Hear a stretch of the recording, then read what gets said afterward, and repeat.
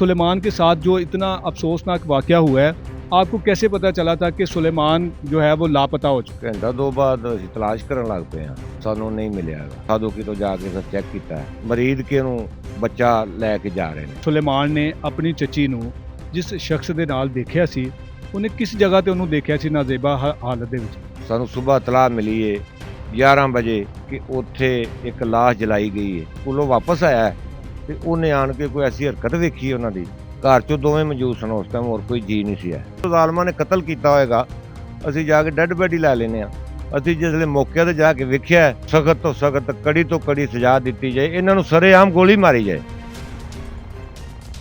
अस्सलाम वालेकुम नाज़रीन, मैं हूं एडी मलक और मैं इस वक्त कामोकी के एक गांव तंबोली में मौजूद हूं, जहां कुछ रोज़ पहले एक 12 साल नौजवान जिसे बड़ी बेदर्दी के साथ गला दबाकर कत्ल किया और उसके बाद उसकी लाश को खेतों में ले जाकर आग लगाकर उसको जला दिया। आपने वो मनाजर भी आपने मेरी पिछली वीडियो में देखे कि जहां सुलेमान को मुलज़म उमैर ने लेके गया और उसके बाद उसको पेट्रोल छिड़क कर उसकी लाश को जला डाला। आपने वो मनाजर देखे। मेरे साथ सुलेमान के दादा अबू मौजूद हैं, उनसे बात करते हैं कि उनको कैसे पता चला कि उनके बच्चे को किसी ने अगवा कर दिया और यहाँ तक कि अब उसको कत्ल तक कर दिया। अंकल जी, बहुत शुक्रिया आपका। अब मुझे बताइएगा कि सुलेमान के साथ जो इतना अफसोसनाक वाक़या हुआ है, आपको कैसे पता चला था कि सुलेमान जो है वो लापता हो चुका है? घर से वो ना गायब हो गया कोई 4:15 ਵਜੇ ਤਕਰੀਬਨ, ਤੇ ਅਸੀਂ ਘੰਟਾ ਦੋ ਇੰਤਜ਼ਾਰ ਕੀਤਾ, ਬੱਚਾ ਵਾਪਸ ਆ ਜਾਂਦਾ। ਘੰਟਾ ਦੋ ਬਾਅਦ ਅਸੀਂ ਤਲਾਸ਼ ਕਰਨ ਲੱਗ ਪਏ ਹਾਂ, ਸਾਨੂੰ ਨਹੀਂ ਮਿਲਿਆ ਹੈਗਾ। ਐਲਾਨ ਕਰਾਇਆ ਮਸਜਿਦ 'ਚ, ਨਹੀਂ ਪਤਾ ਚੱਲਿਆ। ਬਾਅਦ ਦੇ ਵਿੱਚ ਅਸੀਂ ਬਾਹਰ ਤਲਾਸ਼ ਸ਼ੁਰੂ ਕਰ ਦਿੱਤੀ ਕਿ ਸਾਨੂੰ ਫਿਰ ਉਹ ਵੀਡੀਓ ਕੈਮਰਾ ਜਿਹੜਾ ਸੀ ਨਾ, ਸਾਦੋਕੀ ਤੋਂ ਜਾ ਕੇ ਅਸੀਂ ਚੈੱਕ ਕੀਤਾ ਤੇ ਉਹ ਜੀਟੀ ਰੋਡ ਮਰੀਦ ਕੇ ਨੂੰ ਬੱਚਾ ਲੈ ਕੇ ਜਾ ਰਹੇ ਨੇ। कौन लैके जा रहे थे? ਇਹ ਜਾਣੀ ਕਿ ਉਹ ਜਿਹੜਾ ਆਸ਼ਾ ਦਾ ਰਿਸ਼ਤੇਦਾਰ ਸੀ ਨਾ, ਉਹ ਬੱਚੇ ਨੂੰ ਲੈ ਕੇ ਮੋਟਰਸਾਈਕਲ ਤੇ ਜਾ ਰਿਹਾ ਸੀ। ਠੀਕ ਹੈ, ਉਹ ਅਸੀਂ ਫਿਰ ਆਸਤੇ ਆਸਤੇ ਤਲਾਸ਼ ਵਧਾਉਂਦੇ ਗਏ ਤਾਂ ਕਿ ਅਸੀਂ ਸਾਰੀ ਰਾਤ ਵੀ ਲੱਭਦੇ ਰਹੇ, ਜੋ ਕਿ ਸਾਨੂੰ ਫਿਰ ਪਤਾ ਚੱਲਿਆ ਪਿੰਡ ਰੱਤਾ ਭੇੜ ਉਹਦੀ ਬੈਕ ਸਾਈਡ ਤੇ ਨਾ ਸਾਨੂੰ ਸਵੇਰ ਤਲਾਹ ਮਿਲੀ ਏ 11 ਵਜੇ ਕਿ ਉੱਥੇ ਇੱਕ ਲਾਸ਼ ਜਲਾਈ ਗਈ ਏ। ਪਰਾਲੀ ਦਾ ਕੁੰਨੂ ਲੱਗਾ ਸੀ ਵੱਡਾ, ਉਹਦੇ ਵਿੱਚ ਲਾਸ਼ ਜਲਾਈ ਗਈ ਏ ਤੇ ਤੁਸੀਂ ਆਣ ਕੇ ਪਛਾਣੋ। ਅਸੀਂ ਰਾਤ ਨੂੰ ਇਤਲਾਹ ਕੀਤੀ ਸੀ ਥਾਣੇ ਮਰੀਦਕੇ ਦੀ। ਤੁਸੀਂ ਮੁਕੱਦਮਾ ਦਰਜ ਕਰਵਾ ਦਿੱਤਾ ਸੀ ਪਹਿਲੇ? ਹਾਂਜੀ, ਅਸੀਂ ਮੁਕੱਦਮਾ ਦਰਜ ਕਰਾ ਦਿੱਤਾ ਸੀ। ਉਹਦੀ ਯਾਨੀ ਕਿ ਜਿਹੜਾ ਸਾਡੀ FIR ਹੋਈ ਸੀ ਨਾ, ਉਹ ਅਗਵਾ ਦੀ ਪਹਿਲੇ ਹੋ ਗਈ ਸੀ ਸਾਡੇ ਪਤਾ ਚੱਲਣ ਤੋਂ ਮਰਡਰ ਦਾ। ਠੀਕ ਹੈ, ਉਹਦੇ ਵਿੱਚ ਹੀ ਫਿਰ ਉਹ ਹੁਣ ਤਬਦੀਲ ਹੋਈ ਏ। ਅੱਛਾ ਅੰਕਲ ਜੀ, ਤੁਸੀਂ ਮੈਨੂੰ ਇਹ ਦੱਸੋ ਕਿ ਸੁਲੇਮਾਨ ਨੇ ਆਪਣੀ ਚੱਚੀ ਨੂੰ ਜਿਸ ਸ਼ਖਸ ਦੇ ਨਾਲ ਦੇਖਿਆ ਸੀ, ਉਹਨੇ ਕਿਸ ਜਗ੍ਹਾ ਤੇ ਉਹਨੂੰ ਦੇਖਿਆ ਸੀ ਨਾਜ਼ੇਬਾ ਹਾਲਤ ਦੇ ਵਿੱਚ? ਆਪਣੇ ਘਰ ਦੇ ਵਿੱਚ। ਇਹ ਇੱਕੋ ਹੀ ਘਰ ਏ, ਦੋਵਾਂ ਭਾਈਆਂ ਦਾ ਇੱਕੋ ਹੀ ਘਰ ਏ। ਉਹਦੇ ਵਿੱਚ ਉਹ ਜਿਹੜਾ ਆਪਣਾ ਬੱਚਾ ਸੀ ਨਾ, ਉਹਦੀ ਵਾਲਦਾ ਪੇਕੇ ਚਲੀ ਗਈ ਸੀ ਸਵੇਰ ਦੇ ਟਾਈਮ ਹੀ।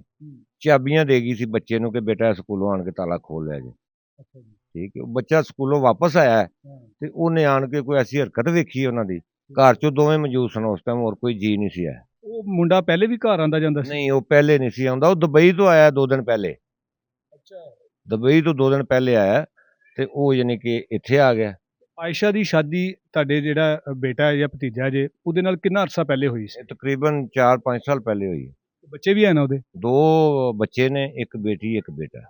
ਹਾਂਜੀ। ਅੱਛਾ, ਫਿਰ ਜਦੋਂ ਤੁਹਾਨੂੰ ਪਤਾ ਚੱਲਿਆ ਕਿ ਬੱਚਾ ਮਿਲਦਾ ਨਹੀਂ ਪਿਆ, ਤੁਸੀਂ ਨਾਮਜ਼ਦ ਅਗਵਾ ਦਾ ਜਿਹੜਾ ਪਰਚਾ ਹੈ ਉਹ ਆਇਸ਼ਾ ਤੇ ਉਮਰ ਦੇ ਖਿਲਾਫ ਕਰਵਾਇਆ ਸੀ, ਉਹ ਕੀ ਸੋਚ ਕੇ ਕਰਵਾਇਆ ਸੀ? ਅਸੀਂ ਯਾਨੀ ਕਿ ਸਾਨੂੰ ਕੋਈ ਨਾ ਮਿਲਿਆ ਸੀ, ਸਬੂਤ ਮਿਲਿਆ ਸੀ ਕਿ ਇਹ ਯਾਨੀ ਕਿ ਬੱਚੇ ਦੀ ਜਿਹੜੀ ਚਾਚੀ ਹੈ ਨਾ, ਇਹ ਉਹਨੇ ਸਾਰਾ ਅੰਬਲ ਜਿਹੜਾ ਨਾ ਸ਼ੁਰੂ ਕੀਤਾ।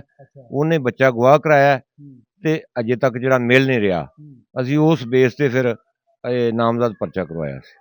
ਆਇਸ਼ਾ ਦਾ ਕਿਰਦਾਰ ਜਾਂ ਆਇਸ਼ਾ ਦੀਆਂ ਹਰਕਤਾਂ ਕੋ ਪਹਿਲੇ ਤੋਂ ਮਸ਼ਕੂਕ ਤੁਹਾਨੂੰ ਨਜ਼ਰ ਆਉਂਦੀਆਂ ਸੀ ਕਿ ਤੁਸੀਂ ਫੌਰੀ ਉਹਦੇ ਤੇ ਪਰਚਾ ਕਰਵਾਇਆ? ਨਹੀਂ, ਸਾਡੇ ਘਰ 'ਚ ਵੈਸੇ ਇਸ ਤੋਂ ਪਹਿਲੇ ਨਾ ਇਸ ਮੁੰਡੇ ਤੋਂ ਸਵਾਹ ਇਹ ਵੀ ਹੁਣ ਸਾਡੇ ਸਾਹਮਣੇ ਗੱਲ ਆਈ ਹੈ। ਇਹ ਦੁਬਈ ਸੀ, ਇਹਨਾਂ ਦਾ ਟੈਲੀਫੋਨ ਤੇ ਰਾਬਤਾ ਹੁੰਦਾ ਰਿਹਾ। ਸਾਨੂੰ ਇਹ ਵੀ ਨਹੀਂ ਸੀ ਪਤਾ ਹੈਗਾ ਕਿ ਆਇਸ਼ਾ ਕੋਲ ਮੋਬਾਈਲ ਵੀ ਹੈ ਕਿ ਨਹੀਂ। ਚੋਰੀ ਮੋਬਾਈਲ ਰੱਖਿਆ ਸੀ ਘਰ 'ਚ ਉਹਨੇ। ਉਹ ਦੁਬਈ ਤੋਂ ਰਾਬਤਾ ਟੈਲੀਫੋਨ ਤੇ ਹੁਣ ਸਾਨੂੰ ਪਤਾ ਚੱਲਿਆ ਕਿ ਹੁੰਦਾ ਰਿਹਾ। ਹਾਂਜੀ ਅੰਕਲ ਜੀ, ਜਦੋਂ ਤੁਹਾਨੂੰ ਪੁਲਿਸ ਨੇ ਇਤਲਾਹ ਦਿੱਤੀ ਕਿ ਤੁਹਾਡੇ ਬੱਚੇ ਦੀ ਲਾਸ਼ ਫਲਾਂ ਜਗ੍ਹਾ ਤੇ ਪਈ ਹੈ, ਆ ਕੇ ਤੁਸੀਂ ਪਹਿਚਾਨੋ, ਤੁਹਾਨੂੰ ਇਹ ਅੰਦਾਜ਼ਾ ਹੈ ਸੀ ਕਿ ਸਾਡੇ ਬੱਚੇ ਦੀ ਲਾਸ਼ ਜਿਹੜੀ ਹੈਗੀ ਹੈ ਨਾ, ਉਹ ਇਸ ਹਾਲਤ ਦੇ ਵਿੱਚ ਹੋਏਗੀ ਕਿ ਅਸੀਂ ਜਾ ਕੇ ਆਪਣੇ ਬੱਚੇ ਨੂੰ ਤਲਾਸ਼ ਕਰਾਂਗੇ, ਤੇ ਲੇਕਿਨ ਉਹਨਾਂ ਨੇ ਕੋਇਲਾ ਸਾਡੇ ਸਾਹਮਣੇ ਰੱਖਿਆ ਹੋਏਗਾ? ਨਹੀਂ, ਸਾਨੂੰ ਤੇ ਇਸ ਗੱਲ ਦਾ ਨਹੀਂ ਸੀ ਪਤਾ ਹੈਗਾ। ਅਸਾਂ ਤਾਂ ਕਿ ਚਲੋ ਜ਼ਾਲਮਾਂ ਨੇ ਕਤਲ ਕੀਤਾ ਹੋਏਗਾ, ਅਸੀਂ ਜਾ ਕੇ ਡੈੱਡ ਬੈਡੀ ਲੈ ਲੈਨੇ ਆ। ਅਸੀਂ ਜਿਸਲੇ ਮੌਕੇ ਤੇ ਜਾ ਕੇ ਵੇਖਿਆ, ਸਾਨੂੰ ਉੱਥੋਂ ਸਵਾਹ ਹੱਡੀਆਂ ਤੋਂ ਕੋਈ ਸ਼ੈ ਨਹੀਂ ਮਿਲੀ ਹੈਗੀ।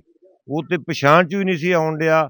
ਉਹ ਤੇ ਗੁਜ਼ਰ ਤਾਂ ਅੱਲਾ ਦੀ ਸੀ ਕਿ ਉਹਦੀ ਜੇਬ 'ਚ ਜਿਹੜੀਆਂ ਚਾਬੀਆਂ ਸਨ ਸਾਡੇ ਘਰ ਦੇ ਤਾਲਿਆਂ ਦੀਆਂ, ਉਹ ਚਾਬੀਆਂ ਮਿਲੀਆਂ ਨੇ, ਤੇ ਫਿਰ ਅਸੀਂ ਕਨਫਰਮ ਕੀਤਾ ਕਿ ਸਾਡਾ ਹੀ ਬੱਚਾ ਹੈ।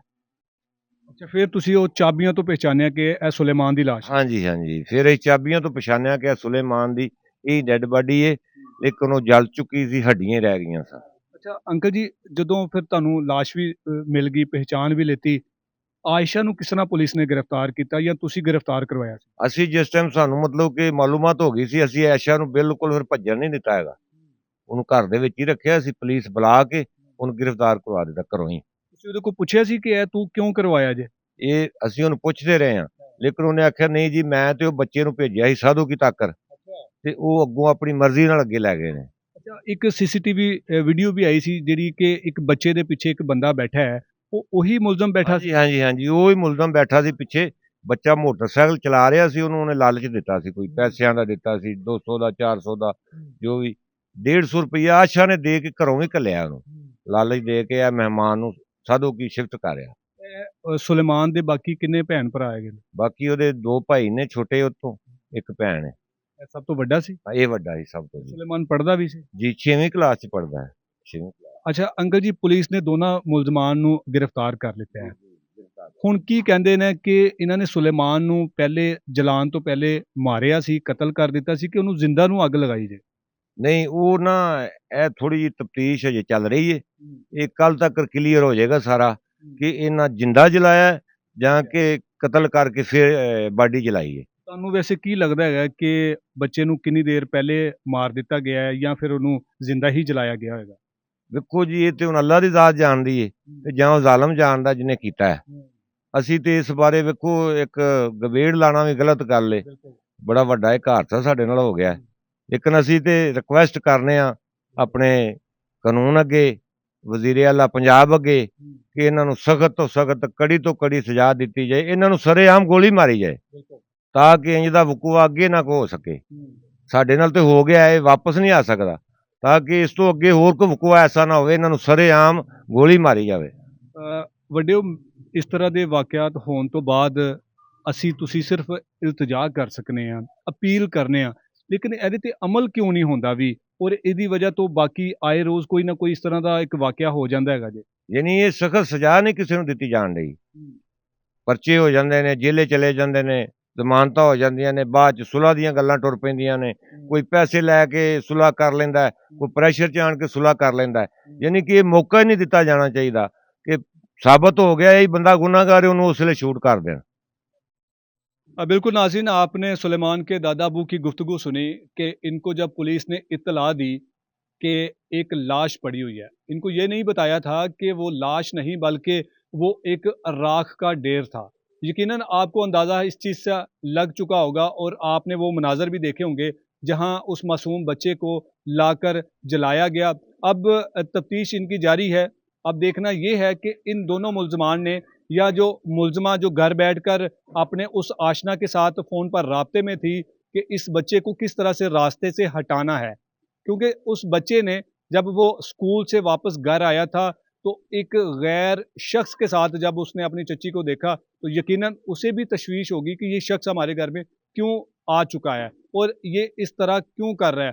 तो जब इस तरह का वाक़या हुआ और इन्होंने अपने इस गंदगी को छुपाने के लिए इन्होंने अपना मुंह काला जो होते हुए इस बच्चे ने देख लिया था, इससे बचने के लिए इन्होंने गलत रास्ते को अपनाया और हमेशा गलत रास्ता जो होता है ना उसकी मंजिल भी गलत होती है और उसकी सज़ा भी गलत होती है। मैं उम्मीद करूंगा अपने कानून नाफिज करने वाले अदारों से कि खुदारा आपसे गुजारिश है, हम या हमारे सीनियर कितने आपसे गुजारिश करते हुए चले गए हैं लेकिन आपके कानों तक जूं तक नहीं रेंगती। न जाने कितने सुलेमान या इससे पहले कई ऐसे नौजवान जिंदगी की बाजी हार चुके हैं, लेकिन आप इन जैसे दरिंदों को جن کے اندر سے اتنی شفافیت پیدا ہو جاتی ہے، وہ یہ نہیں سوچتے کہ ہم کسی انسان کا قتل کرنے لگے ہیں، اور قتل کرنے کے بعد اس سے بڑی جو درندگی ہوتی ہے وہ یہ کہ اس کی لاش تک کو جلا دیا جاتا ہے۔ یہ کون سے دنیا میں رہتے ہیں، یہ کون سے، ان کو انسان کہنا بھی